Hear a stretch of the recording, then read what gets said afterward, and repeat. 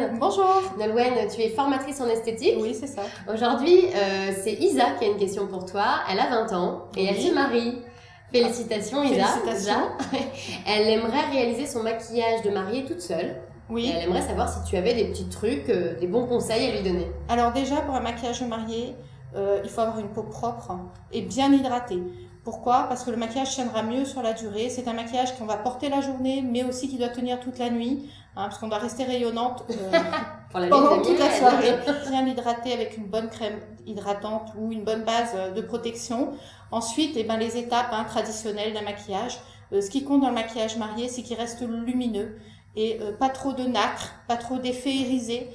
Parce que au niveau des photographes, ils aiment pas ça parce que ça donne en fait un teint terne à la photo. Surtout si vous êtes brune, au niveau de la photo, on ne voit plus que ça. La nacre, il faut l'éviter. Par contre, après, c'est un teint. Travailler son teint, fond de teint. Bien sûr, toujours le poudrer pour éviter qu'il brille. Alors pareil. du coup, le teint, c'est son fond de teint habituel avec... Son fond de teint habituel, s'il est adapté au type de peau. Et toujours le poudrer, avec une poudre libre de préférence, le matin, pour qu'il soit bien matifié et que le fond de teint tienne toute la journée.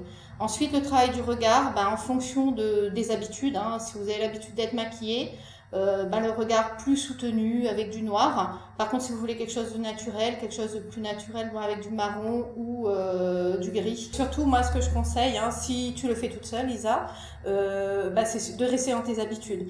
Ne pas changer tes habitudes pour que tu aies quelque chose d'assez naturel et tu sois habitué de le faire. En fait, c'est un maquillage effet bonne mine finalement.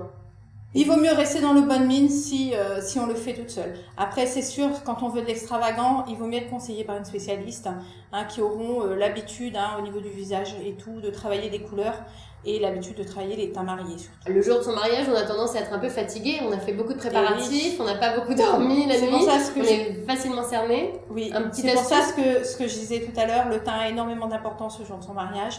L'astuce, bien sûr, c'est l'anti-cerne.